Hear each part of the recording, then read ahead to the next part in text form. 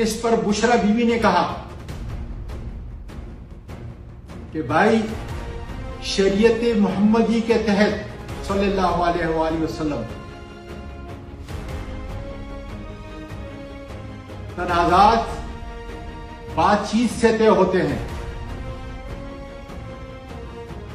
मैंने कहा खान साहब,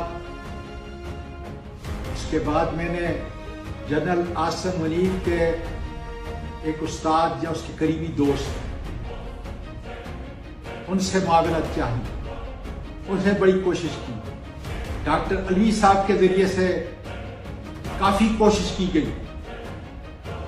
इस वक्त एक बड़े मशहूर एंकर हैं, काबिल कदर है मेरे लिए, नाम नहीं लेना चाहता, उनके जरिए से हमने कोशिश की, लेकिन दरवाजे नहीं खुले बातचीत।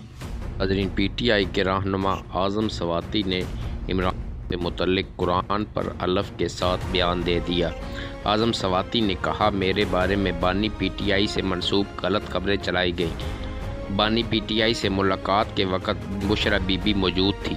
आज़म सवाती ने कहा कि बानी पीटीआई से कहा कि आपकी जेब में खोटे सिक्के हैं। मैंने अब मनसेरा में मेरे 1 लाख वोट नहीं, 100 वोट भी नहीं।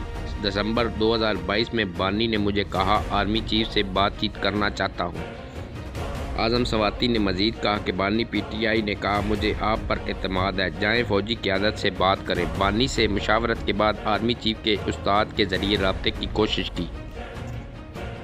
उन्होंने मज़ीद कहा कि आर्मी चीफ से आरिफ अलवी के ज़रिए भी बात करने की कोशिश की गई, लेकिन दरवाजे न खुले। पार्टी रहनुमाओं ने मुझे घर से उठाया और 22 अगस्त का जलसा मुलतवी करवाया। बानी पीटीआई रहनुमा ने बैरिस्टर गौहर मेरे घर आए और मुझे अडयाला जेल लेकर गए। बानी पीटीआई से कहा कि आरिफ अलवी और साथियों से मिलकर एस्टेब्लिशमेंट से बात करूंगा।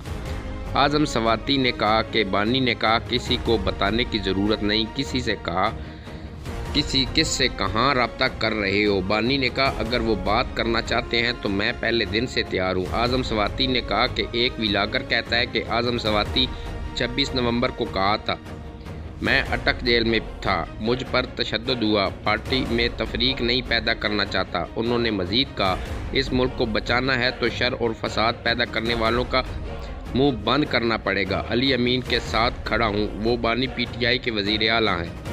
एक व्लॉगर कहता है, आज़म सवाती 26 नवंबर को कहाँ था, मैं अटक जेल में था। जी नाज़रीन, ये बातें की हैं आज़म सवाती ने।